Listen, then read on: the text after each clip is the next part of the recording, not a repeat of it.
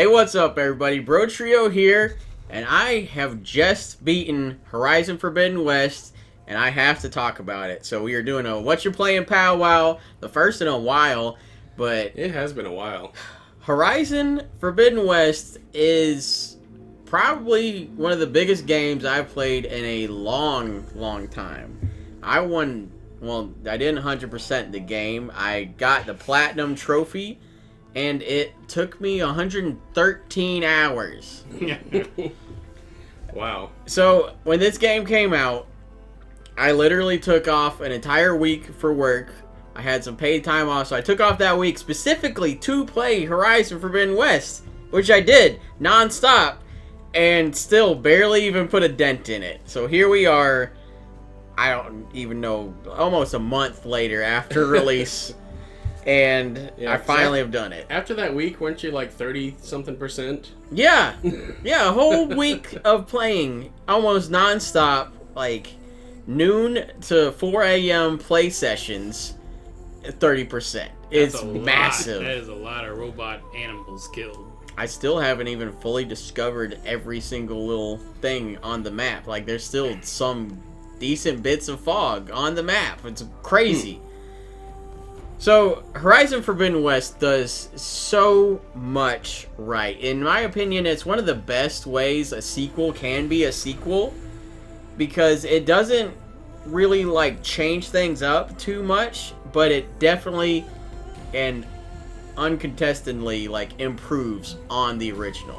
Which, I loved Horizon Zero Dawn, but Horizon Forbidden West is, like, you could really tell Guerrilla Games just really looked and saw what everyone complained about in the first one, and either made better or completely fixed it in this second one. It is ridiculous. Also ridiculous are the visuals in this game, because this, in my opinion, is the first, like, full-fledged PlayStation 5 game I've ever played. Because, like, so Spider-Man Miles Morales was pretty good. That one was, like, really pretty and everything, but it wasn't, like, a monumental difference that I could notice going from 60 FPS mode to fidelity mode. So Spider-Man I preferred to play in 60 FPS. Horizon, on the other hand, I've played it in 60 FPS mode where it's, like, worse graphics, still insanely good graphics. But in the fidelity mode, it is just, like, you see it and you're just like, okay, yeah, the PlayStation 4 could not do this as well as it is happening on my screen. It's mainly in, like, the Blight Mist that I noticed, like, a lot of, like, the mist stuff and, like, the hair light reflection, I guess, ray tracing. Like I don't know if that's the right word, but particle effects, stuff like that. yeah, Because I remember you showing me some of those differences. yeah, and it was, Ray Tracer sounds like an F-Zero racer or something. I think it probably was. It really does. But it basically makes the mist, it's either, like, almost like a blurry, like, blob moving, or it's, like, just literally, like, mist particles. You can see every individual particle, and you're just like, my god, who spent hours animating every one of these little bits of mist?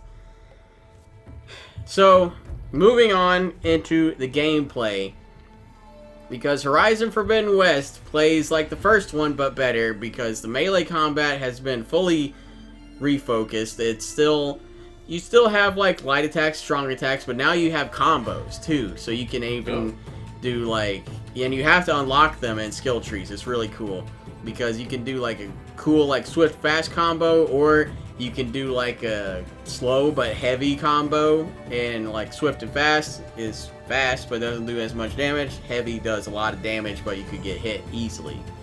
Another really interesting aspect of the melee combat is they incentivize you to use melee combat, because you get this new skill called the Resonator Blast, where your spear basically builds up kinetic energy from hitting them with it, and then you slap them with it. Once it's fully charged, you leave this target on them, and if you shoot that target, it just does this huge blast that does massive damage. Oh, that's cool. So kind of like Black Panther suit a little bit, but Kind you of, can like yeah. isolate it and leave it on them. Yes. Mainly useful really for cool. human combat, but also pretty useful in machine So combat. it's like how Cole Young beat Goro in the new Mortal Kombat movie. Moving on. Another really cool thing they have done, and it's one thing I always like in almost every game that does it, but they introduced the game within the game with Machine Strike. And this is like this weird checkers machine game that I really want them to make in like the real world. I want to play it because it's Like a really board cool. game?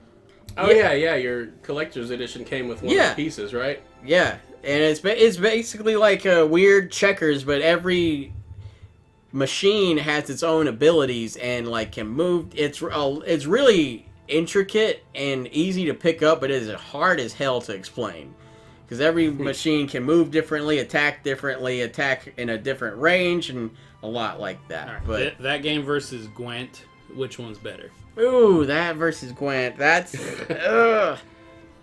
I would. I would say To help decide, would that be a fun standalone game? Because didn't they break off Gwent and it was just its own thing? Yeah, they did a Gwent game. I would say probably Gwent is a little bit, just slightly better, because Machine Strike is super fun, but it could get kind of repetitive. You kind of fall into your own like habits and do the same thing over and over again, but you have the free reign to, do whatever you want. And it's really cool how they have it set up. You have all these like beginner players that's like beginning like cities and everything, and then you have the expert ones at like the later in-game ones. And anytime you beat them on 3 of their boards, they give you a piece for beating them. So you get another piece to add to fight the next person in Machine Strike. But Machine Strike is really cool. It's so fun. My favorite thing to do is I got a piece late game that you also have HP basically in Machine Strike. So like if you get hit a total of 7 points, you're done. And there's some machines that have more than 7 points. So you can split up that 7 points for multiple machines. Like you could have like, for example, like 7 Watchers on your team, or you could have 1 Thunderjaw or Fireclaw or something like that. It sounds a little like the card game in Bug Fables, which I forget the name of, because that was a similar like you had like 5 hits, and your cards had point values or something like that, if I remember right. So it sounds like the rules are somewhat similar there. It was fun. It was I loved it. I want to play more of it, and I can't wait. I'm hoping at least that they do a massive DLC for Forbidden West, similar to the Frozen Wilds for Zero Dawn. And I hope they bring a lot more Machine Strike into it. One aspect I think the developers hyped up more than it actually was improved was, at least in my eyes, when I was looking at the pre-release footage and everything the developers were saying, they were talking about the side quests were a lot more intricate and meaningful and more rewarding. And yes, they were, but not quite as much as I was expecting. Like, in the first one, you do a side quest, you get a mystery box of rewards. Sometimes it has, something special in it, but most of the time it's just machine parts. Now, the boxes aren't there. You just might get the machine parts, or they might give you an actual, weapon or a piece of armor or something. So you get better rewards, but it's ultimately the same. And a lot of the side quests were, kind of sort of forgettable, because you can do them in a matter of 10-15 minutes maybe for a whole side quest. Okay, so a few, I'm assuming there's some of the generic ones just can you get me 5 apples? Yeah, there's definitely some similar to that. Not too that, many. They're just here's a tree branch. Yeah, not quite that bad, but yes, similar. There are a few standouts though. There are several what do you call them in Mass Effect whenever you make someone love you, character missions or whatever? Loyalty missions? Loyalty Yeah, missions. yeah. There's some loyalty missions in this one because you assemble a squad of like the best. Caveman. Basically, yeah, you pull like someone from every tribe, Cyberpunk Caveman. and you do loyalty quests for them. Those are amazing side quests. There's also one where like you help this retired Tenakth fighter who is now a retired Utaru gardener, and he has to defend his village from warrior Tenakth invading his territory. That one was really cool. There's also one where you are you go to the desert Tenakth settlement, the Scalding Spear, and there's a water shortage, and then it turns into this crazy political like assassination, and it's like an assassination attempt, and then like Aloy like fi- helps assassinate a senator or something? no, she stops it, and then you like discover the mystery of where the water went. And then since it's Tenakth, and the Tenakth are all about trial by combat, basically, they're like, you pick one of us to be the mayor. And then the person you don't pick, they're like, all right, kill us then. And that's what you do. Alright. And that kind of affects how the Scalding Spear runs. Because after that, you get a side quest of whomever you picked.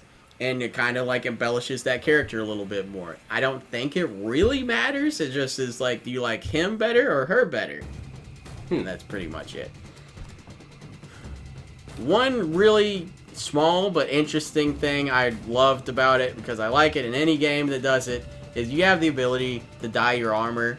I always liked that customization, but in this game, so it's caveman time, so everybody's wearing war paint. It's really weird in Zero Dawn when Aloy is the only one that doesn't wear war paint.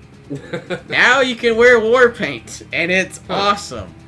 You unlock war paint pretty much by doing certain side quests or missions or whatever have you, and me personally, I would always dress up as whatever like clan of the Tenakth I was helping, and wear their war paint, Yeah, so I that would makes feel sense. like more enthralled in the like mythos of whom I'm helping. Like the lowland Yeah, territory like has some cool camaraderie ones. and that kind of stuff. It'd be kind of cool if it affected how they interact with you, but I don't believe it does. But like It if you wore other like- clans, they were like, get the fuck out of here. That would be awesome. And the Tenakth are very, as like deadpan and serious as they are, the Tenakth are a very colorful people, because like the Desert Clan is all about yellow, red, and black. The Lowland Clan is about like teal, red, and green. And then the Sky Clan is all about blue, pink, and brown or white, I think. Brown, that sounds okay. Yeah. Well, no, with blue, But pink, it's that's really not cool. Interesting Yeah, combos. it's very cool, like very aesthetically pleasing to go into every settlement and see like just the spackle paint on everything to represent the clan. They did a lot of really good like world building in Forbidden West. And then the other thing that if any game does it, I am a fan of it, is there is an arena quest in Horizon Forbidden Oh West. yeah, the melee fight pits. No. Oh, So there are melee fight pits that you just go to a certain Tenakth territory and fight someone, and then you can fight the Enduring at the end, which is like the big queen melee fighter that has trained all of the Tenakth for like centuries. But there is the cool route. how's she still alive? She's old. I don't know. Oh, The cool route is the machine arena, basically. Ooh. It is a passage of the marshals for the Tenakth. You have the Tenakth soldiers, and if one does like well enough at their job, they can go participate in the cool route to become a marshal. And basically, marshal means like King Tenakth. God, I forget what his name okay. is. So are they all Tenakth? I thought Yeah. they're just different sections. Different clans, So but the it's all Tenakth- Tenakth, The Tenakth just run the west. pretty much. Yeah, Okay. Okay, so okay, I'll get into like that. like later. the cat in 5 Goes West, the bad guy. He's they run it. 100%. That's what it's like. But so the cool route is really cool, and it's one of the cooler like aspects of it is you have missions, like every mission is like beginner, intermediate, hard, legendary. There's several difficulty classes. You have to beat the previous one to unlock the next one. Ooh. Every like section has 4 missions. Yeah, 4 missions in it. The first 3 you get to do it with whatever gear you have equipped. The last one, the hard one, you go in with like set equipment for it. So you don't get to pick what you go in. You just go in, and then you can even like upload your stats to see like where you placed on the leaderboards for like everyone who's done that. So like, That's cool. okay, so is there like an announcer, like a wrestling ring? Oh, no. I wish, but Like Captain the Scotty. abominable Aloy.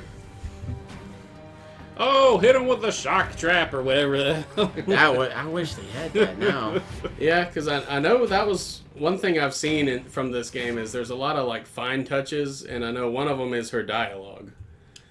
Because she gets like super specific, just like when you knock off a monster part or something, she's just like, I hope you like not having that. Oh Stuff yeah, like that. yeah, she does. And they had to patch out some of her dialogue because apparently she talked about her backpack too much or something. I never noticed it that much, honestly. Well, Like she just you pick up stuff and it goes to your backpack. Once your backpack fills up, it goes to your stash. And your stash is just this chest that magically gets whatever you can't hold. So it's really cool, like gameplay wise, but like in the world it doesn't quite make sense. But Aloy would just be like, yeah, I'm gonna send this to my stash later. And I guess people got annoyed with it. I didn't notice a big problem with it, but it's gone now. So, spoiler time. If you don't want fully spoiled on Horizon Forbidden West, you better click away right now.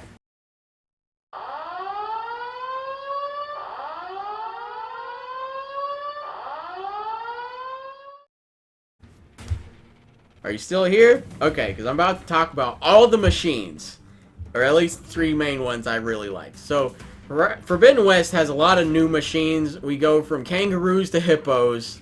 And Kangaroo! yeah, Does it have a baby one? no, it doesn't. Oh. They're just called leap lashers. I thought it was gonna have like a little factory in its tummy that just like keeps shooting Does it out just babies. stand in a No. pond and wait for you to come near it so it can drown you with its, like, just hold you underwater like real kangaroos? It does not. No, it jumps around like it has like a claw tail, and it'll hit you with that, or it'll kick you. And it does have this weird like circle Boxing gloves? Does it have orb boxing thing in like its stomach that Okay. like they use that as like a charged mace to hit you with their tail. Ooh. Okay. And they can also jam your focus with it, which is a big deal because you can't look at them and see their weak spots. Yeah. Yeah, yeah, because that's your Bluetooth headset, right? Yeah, that's it. So some of the new machines I really liked were the rollerbacks were really cool. They're basically like armadillo mixed with an ankylosaurus because they roll around in a ball, but they also have a huge like hammer tail, and That's my favorite dinosaur, so I want to go murder it now. yeah, they're really fun to fight because they can regrow, like not regrow, but like reattach their armor you knock off them. Oh. So like you knock off armor to get to their weak spot, and then they'll just like magnetically pull it back at some point. Oh, I didn't think magnetically. I figured like they had to go pick it back Well, up. I'm but assuming yeah, magnetically. that's cool. But, they were really awesome. The Dreadwings were really cool. It's a big ass bat. And it's massive. It's one of the heavyweight machines, like a Stormbird or a Thunderjaw. But it can turn invisible, so it's really hard to fuck with. And it has this pulse that goes out for a while that it can sense you if you're in stealth and jam your focus at the same time. So Dreadwings are really cool. They fly at you. They even have this cool like move where they're on the ground and then they keep stomping like this, but every time it like blasts you back. What the hell? Huh. Never expected the bat to be one of the big boys. Bat Yeah. was big boy, and he was an awesome boy. And one of the best ones was the Tide Ripper to me. It's a big ass plesiosaur, and That's badass. Very it made cool. underwater exploration kind of horrifying because like you see like you're just exploring underwater, and then you just see like blue lights in the distance, and you're like, oh shit, something's gonna come at me, because you can't do anything in the water. Like there's no combat. You can hide in some kelp, but that's it. And they are going by the trailer. I figured the alligator things were like all you had to worry about in the water. That's mainly it, but you can also have to watch out for tide rippers or Sharks? burrowers. They're little otters. But the tide ripper, you'd think being on land, it wouldn't be that difficult to fight, but it is. It flops around and basically blasts purge water all over the stage. If you get drenched from the purge water, that makes it so you can't do any elemental attacks. Oh. So that's bad news. But tide rippers, like, you can easily freeze them, which is cool because they get brittle and then you do more impact damage. So the tide rippers were a fun fight. The one, I forget what it is. It's one of the cauldrons. I think you have to fight an apex tide ripper. It was so awesome. Okay, real quick. Somehow I forgot two of my all-time favorite machines, which is weird because they are based on literally my two favorite animals in the real world. I just got too excited I forgot to mention them. But shell snappers are absolutely amazing. It's a big-ass snapping turtle that blasts ice all over the arena, leaving ice-like shards for you to run into and hurt you, and basically limits the arena so you can't run away from them. And then they somehow launch themselves through the air in this massive way and just jump all over the place. They also burrow in the ground, and then they'll come up and spit ice at you. So shell snappers are a really awesome fight based off of snapping turtles, obviously. Insanely cool. And then the second one, I don't know how I forgot this. I literally have a big ass figure of it from the Regala edition of Horizon Forbidden West. But how could I forget the Tremor Tusk? The Tremor Tusk is arguably the most marketed new machine for Horizon Forbidden West, and it did not disappoint.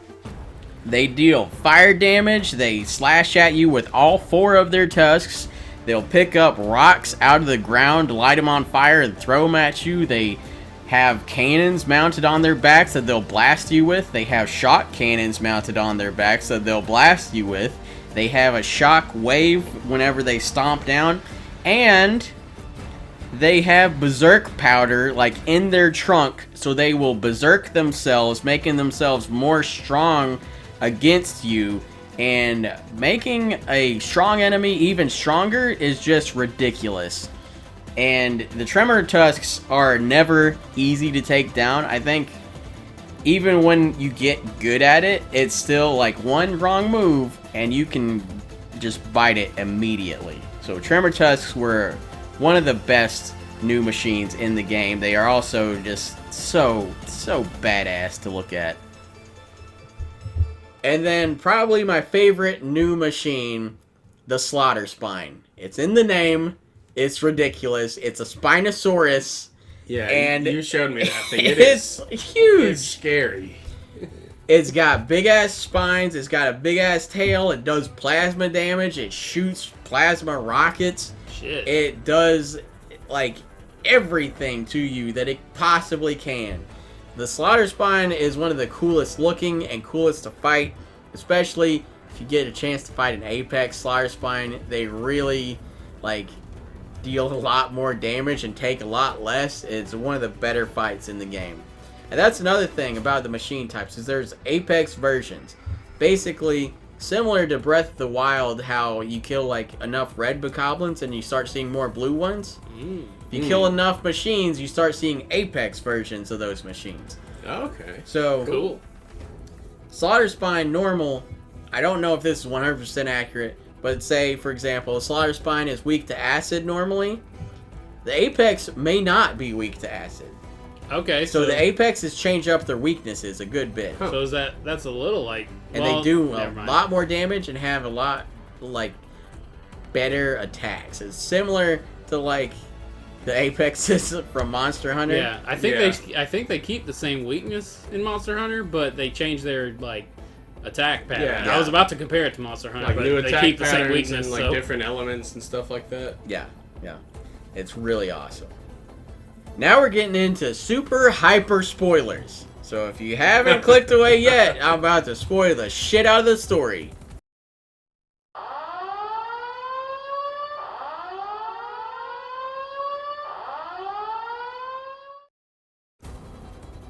Are you still here? Yeah. Okay, well, I hope you don't Good care job. about spoilers because Varl is dead. I know you guys care a lot about that. I'm that's very sad. shocking. So, Varl is one of Aloy's old pals from the Nora tribe. Aloy did See the guy from the trailer? The big guy? That's Aaron. Okay. That's the guy from the Sun Kingdom. Varl is a fellow Nora tribesman, and Aloy competed with his sister in the Proving in the first one. Then she died, and then Varl and her bonded over that. I know that guy. I think I remember him. So he was like the heart and soul of the team, and he died because of things I'm about to get into. But going back to the beginning, you're investigating the blight that is happening all over the world. Like, the world's about to end in about 6 months. And you're investigating the blight. There's this red fungus that grows all over every plant and kills that and animals and everything. The sea is like very upset, and like the water's poisoned, and like a lot of stuff is bad happening. And then there's a bunch of like atmospheric storms constantly happening all the time. And you go west to discover why, and basically you find out. So Project Zero Dawn was whenever they made Gaia, who is an AI that has multiple subordinate functions. She was basically made to terraform the Earth, so that once the people that made Zero Dawn died, the Earth would keep going and the machines would repopulate it, and then, like, you know, basically so life could happen as it did. And yeah, like a backup plan, basically, right? Yes. For an apocalypse. yeah, that's what Zero Dawn was. Yeah. Because Zero Dawn is 100% the backup plan to restart and keep the human race a thing. And it was successful, and now it's starting to go haywire again, because the whole plot of Zero Dawn was that there's this signal that comes in and, like, fucks up with Hades. So Hades starts making shit go crazy because he's one of the subordinate functions. He's the one that was the reset button. So, like, Earth gets too bad, and then he's just like, fuck it, we're destroying everything, and then you can rebuild from the ashes. Yeah, clean slate. Yeah, so that's what Hades was, and you stopped him in the first one. But that signal affected other subordinate functions of Gaia. Whoa.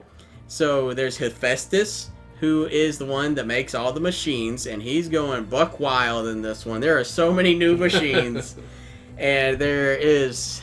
I'm glad they explained why there's more new ones. That's cool. I don't quite know their names, but there's like Demeter, Eleuthia, and Poseidon.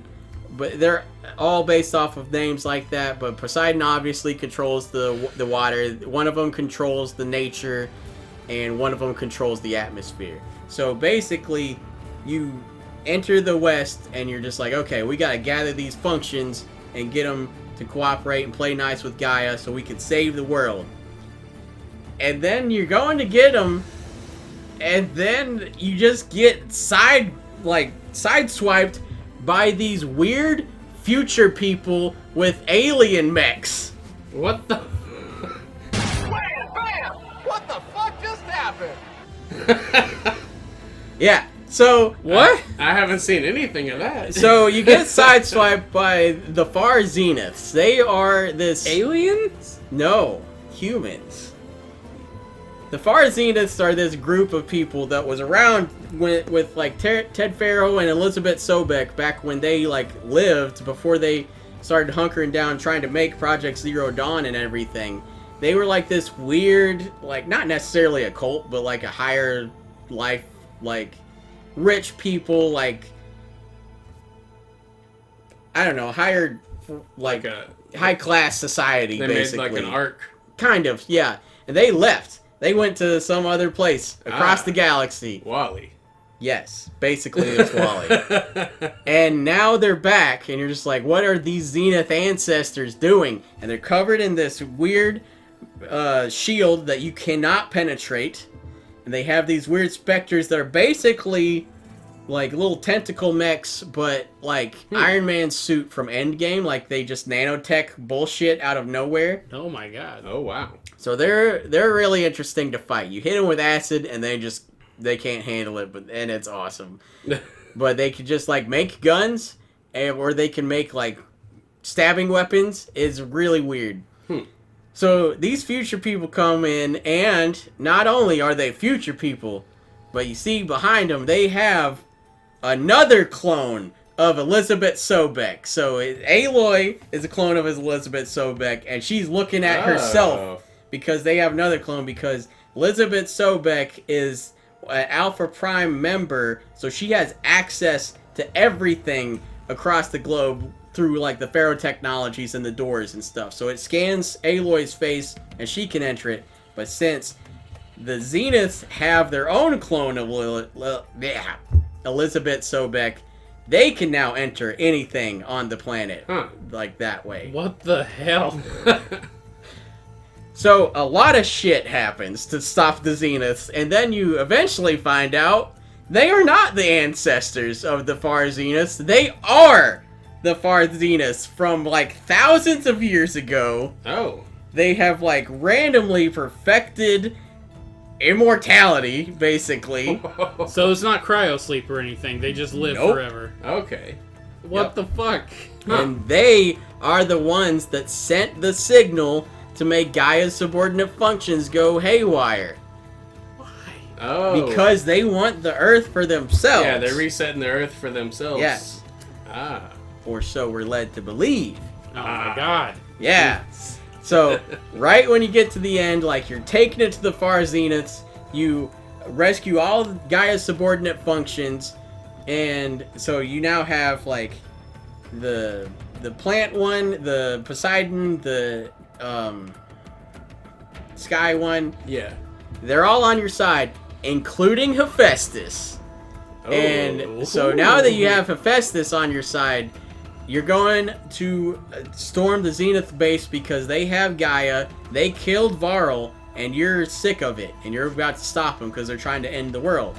So you're going to save Beta, who is the other clone of Elizabeth. You rescue her, and Aloy and her bond because they're sisters. But you're going to rescue her, and then I just Aloy assumed she was bad. gets in touch with her. I assumed she was actually Elizabeth or whatever. No, she's a clone. She's very timid and not at all like Aloy's personality. It's weird. Like, she looks the same, but because of her weird, like, personality being so different, she looks totally different to me for some reason. But she doesn't? It's weird. Huh.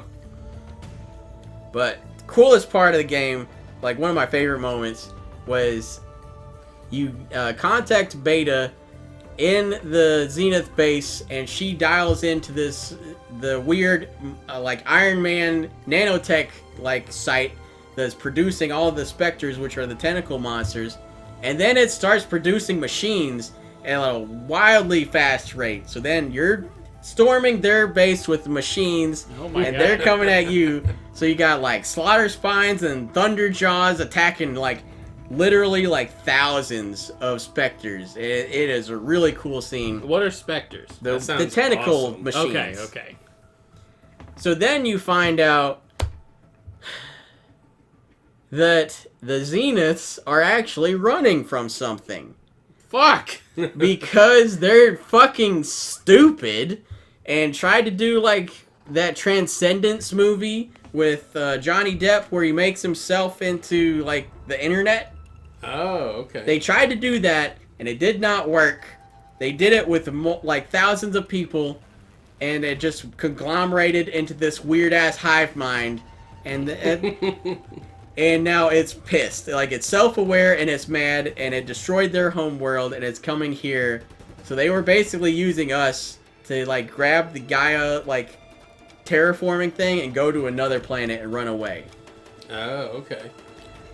What's their home world? Are they not from Earth? Well, they're from Earth, but the Zenith The New World. New World Yeah. got destroyed. Oh, okay. I just assumed they were And- floating around. Well, the in Zeniths the are ship. so stupid too. Like they did this dumb project where they make this weird self-aware hive mind, and they name it Nemesis. Like, why on earth would you name something Nemesis and not expect it to bite you in the ass? Yeah. Yeah. Like even if you named it like Legion or something, Yeah. that's still ominous. Yeah. But- Like, you might as well be like, now our savior, bad guy, is here. Like. It sounds a lot like the Mass Effect story mixed a little bit with Cyberpunk 2077. It's There, wild. like in Cyberpunk, there's like this veil around like civilized places that keeps all AI out. Because from what I gather, there was a massive AI war in the past at some point, but I'm not super up on that lore. But there's like a wall around the city that keeps any artificial intelligence out. So I don't know. It just reminded me of that. But the Mass Effect, I think you just because you said specters, I'm Oh, thinking Mass yeah. Effect, but I don't know. Well, it's AI stuff, and that's what the Reapers are, and it's just like the most sci-fi stuff has AI crap like that. That's wild. So, the downside to the cool ass making machines fight the specters thing is like you put Hephaestus into the like phase maker, whatever the fuck you want to call it. So Hephaestus is out now, and he's probably gonna jump into another cauldron somewhere. What's a cauldron? A cauldron is the thing that makes the machines. Oh, okay. So basically, think of Hephaestus as like Ultron. He can jump from anything to anything. You trap him to get him to play nice with Gaia, but now he's out and about again. Oh, they weren't playing nice. They were Yeah. subjugated. Right. Okay. And okay. you find out the Nemesis is actually what is the signal that made, like, Hades and shit go haywire. So, with Hephaestus being out and about, you know, it makes sense. That My way we God. can have a like, Horizon 3 at some Yeah. point. It had to happen. And odds are it's going to happen, like, immediately. The thing comes, and then he's just like, oh, Hephaestus is bad again. The derangement is restarting. Machines are bad now. Again. So that you didn't like that, right? No, I did like that. Okay. I Because thought you said it was that- a bad thing or something. It No, just, well, it just sounds like a big cliffhanger, but that's It not was. necessarily a bad thing. the Zeniths were more or less like the middleman So is for Nemesis- the plot. Like, is- it's just like, so, like, you kinda get to here. the point, and Hey, we want they're, space people. What can we Yeah. do they're here? like, hey, guess what? Nemesis is coming. Credits. Pretty much, yeah. Wait. Almost exactly. Oh, yeah. you didn't kill Nemesis. No, it's coming. So You why are said- we worried about Hephaestus? Because that's what makes a machine. Oh, I'm just saying that's what's Okay. gonna happen in Horizon 3. Yeah. Okay. Yeah. Almost guaranteed. I mean, yeah, because- the machine. You're gonna have to fight the machine. Yeah, you can't Okay. have a Horizon game I- without machines. I feel like they could have just had Nemesis take them over. but- probably. I mean, he might. It might. Yeah. We don't know. Maybe they'll merge, and you have to take both down. We just know it's coming. That's insane. Fucking space squid Iron Man's coming down and like, Yeah. hey, we made a good robot called Nemesis, but now he's bad because we named him Nemesis. Yeah. Who So- could have seen that coming? Right. Not your clone that we made. Yeah. God. I don't know what was up with the Zeniths. They're clearly stupid and just dumb.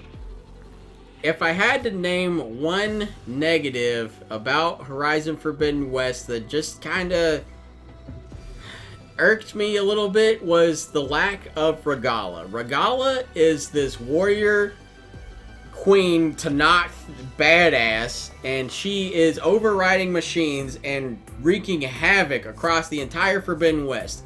Regala is awesome. She's played by Angela Bassett, for one, and for two, she is just like one of the cooler, like, more like developed characters that is not developed whatsoever. Like, you know what she's about just from her talking is what I'm talking about. Like, it's really interesting. And we didn't get enough Regala. Like, I wanted more Regala. She rides up on a claw strider that's a velociraptor. Oh my god. And, like, tells a bunch of pigs to go attack everybody. And then one pig, like, rips off another Tanakh's arm.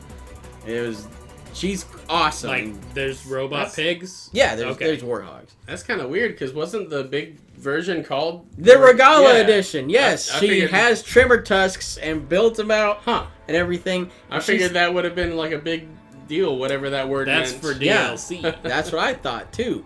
But no, because you fight Regala and you have the option to either spare her and get her on your team, Oh, fuck yeah. or you can kill her, which is what she wants because she wants the honorable death. I spared her, put her on my team, so she stormed the Zenith base with me, and then you get to a point and like basically there's a cave in and Regala's about to die because she's surrounded by a bunch of specters, and then she's just like, finally the death I've always wanted. And then she goes out like a badass. Like Regala, I really liked Regala. Okay, I just so either wanted- way, she's dead. yeah, No, oh, she's okay. dead. She's dead. Dead. But I just wanted so much more Regala because that was one of my favorite things about like the Frozen Wilds DLC was it got really into like the Banuk clan, and I really wanted to dig into the Tenakth clan a lot and get to like know them and not have like, I mean, I like the future space immortal bad guys, but I really wanted like someone more on Aloy's level as the main bad guy. Yeah. I just wish there was more Regala. But that's my thoughts on Horizon Forbidden West. I loves all 113 hours I put into this game. I can't wait for some big ass DLC similar to the Frozen Wilds, and I really can't wait for Horizon Forbidden Dawn 3 because it's gonna come out soon, and I know I'm gonna be right about Hephaestus turning bad again, and I can't wait to see even more new machines.